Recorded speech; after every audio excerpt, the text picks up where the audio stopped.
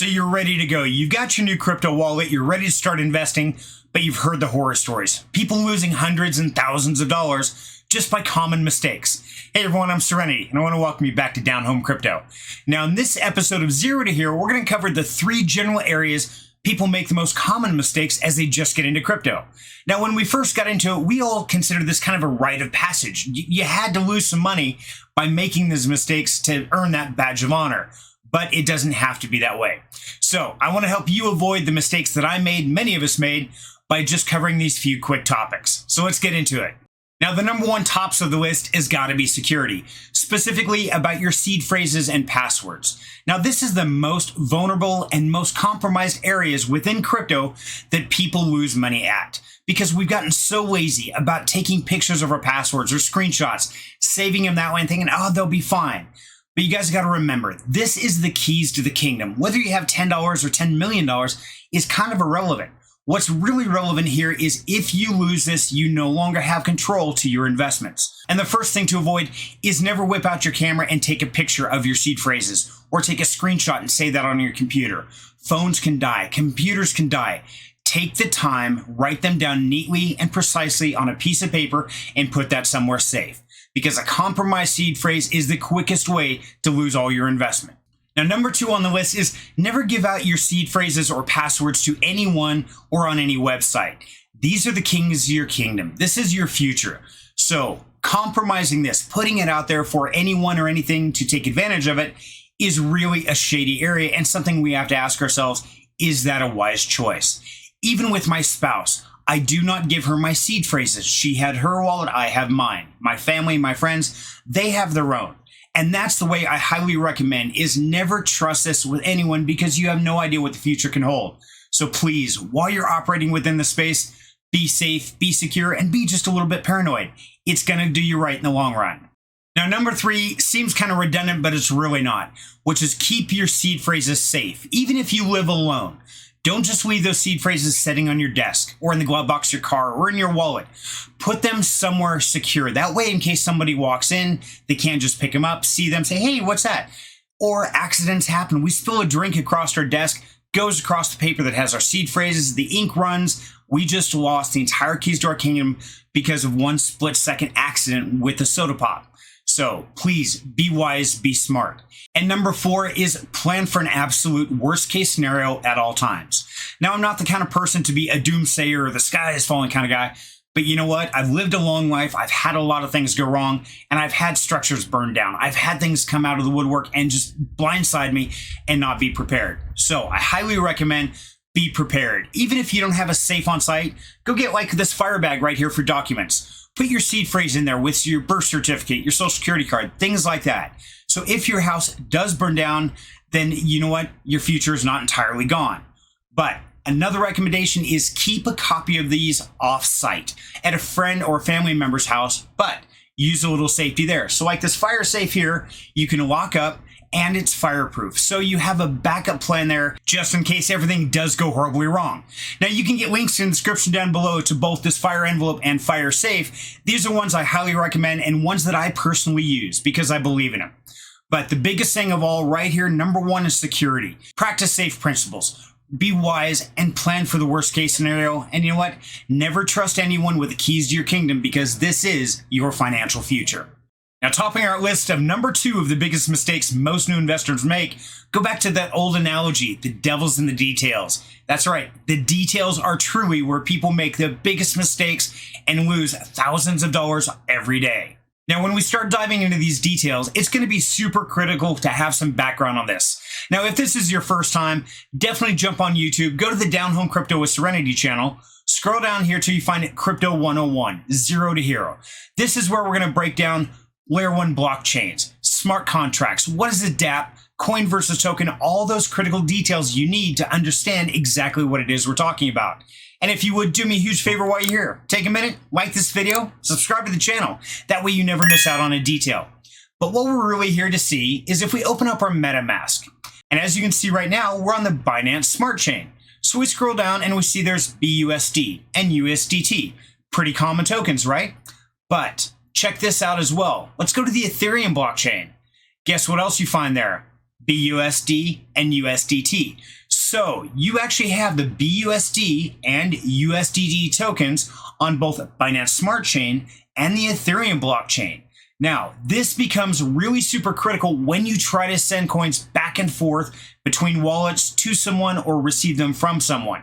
So let's go look at another one. Let's check out Coinbase here. Now, if I wanted to receive BUSD in my Coinbase wallet, it gives me an address, right? But the devil in the details, go to the bottom. Check it out. This address can only receive BUSD on the Ethereum network. So if I were to go into my MetaMask on the Binance Smart Chain, and if I had BUSD that I wanted to send over to Coinbase, and if I send it out of this wallet on Binance Smart Chain to this wallet address on Coinbase, it would vanish. It will simply never arrive. And guess what? I did this about 1.5 years ago, and I've lost $300 because I didn't pay attention to the details. So it's really critical to understand what blockchain you're operating on and what wallet that you're sending these tokens to, because it's really, really easy to get confused to send this BUSD here over to this BUSD wallet and it suddenly goes poof. So devil's in the details. And remember, we are fighting for financial freedom, which means there is no 1-800 number to call and say, hey, can you fix this? I made a mistake. That doesn't exist. In this crypto space, we are accountable for our actions. But now, not all exchanges have the same limitations. That's the next thing I want to point out here, is as we know, Coinbase, the only way to receive BUSD is on the Ethereum blockchain. But let's head over here to MEXC. Now, this is another central exchange, except if I want to send BUSD here, it actually lists out the networks I can send them on, which is the BSC network or the Ethereum network. So it actually separates and gives me the options of which one I want to send it to. So I would have to get BUSD on the MEXC exchange. Then I could send it over to Coinbase across the Ethereum blockchain.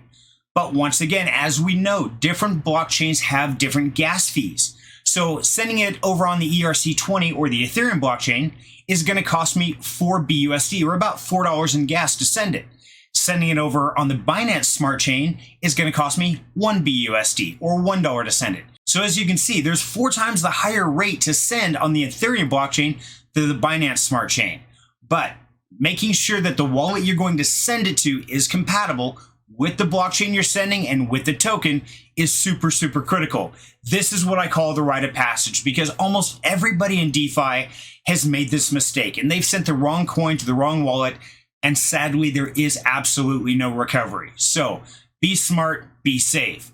A little pointer here, never send the entire amount all at once. If you have $100 to send somewhere, send them $1 or $5 first. Wait for that transaction to go through, make sure to arrive safely and verify it. Because it's a lot better to pay that extra gas fee, even if it's $5 or $10, than it is to lose $100 out of that transaction. So be really smart about this. Do a trial run to any new wallet you send or any new currency you interact with. Always do a small amount first. Now, the last part of the details I want to share with you has got to be the most annoying situation that many of us continue to repeat over and over again. So, as you can see right here, I have 39 million Oburn tokens. Let's say I have to go put gas in the car, so I'm going to cash out 20 bucks of that. Not a problem. So we'll just say, okay, 25%, there's $23, and swap. And guess what? It can't do it. Because I forgot this simple fact, the gas is always in the native token. So if you go back and we reject that, we check out exactly how much BNB I have since I'm operating on the Binance Smart Chain. Guess what? I don't have enough to pay the gas. So what I'm going to have to do is go out, put $20 through a central exchange to buy BNB, to move to my MetaMask, to be able to cash out my only burns, to turn around to take $20 out to put back into my wallet to put gas in the car. So it's a vicious cycle. Always keep some gas in your wallet for every blockchain, because this is one of the most frustrating things we all have to deal with. Be safe and be prepared, and always think a step ahead. So the third and final mistake that made our list doesn't just torment the new investors. It's actually something that taunts every one of us every single day. What is it? I'll wrap it up in 4 simple letters. FOMO. FOMO stands for fear of missing out. On our cell phones, we get news alerts all the time about this new crypto. We hear about this everywhere. This is the next $1 million dream. Jumping in and buying into those cryptocurrencies without doing our research, that's FOMO. So it really falls on each of us to do our own research, do our own due diligence before we ever decide to invest in any cryptocurrency. Now, to avoid FOMO, whenever you hear about a new project, always start with the official link. For instance, here, the Only Burns. Make sure this is a link to their website that they post on their community servers. From here, take the time to go into places like the white paper. Read through the white paper, understand exactly what the contracts you're going to be interacting with, what the tokenomics of that project are, as well as the taxes. Then go even further, understand exactly what the mechanics within that protocol is doing, and then also if there's any NFTs, how are those going to be listed out? Exactly what the contract is for each NFT, because a lot of us go into OpenSea or places like that, we try to buy these NFTs at a really discounted price, but we find out, you know what, they're not the real NFTs because we didn't double check the details of our contracts. So going in, doing this research, and really making sure this is a solid project for us is absolutely critical to avoid the FOMO. So never fear of missing out because you know what, there's always a new crypto and a new adventure right around the corner. So I want to thank you very much for your time, and until next time, have a great night.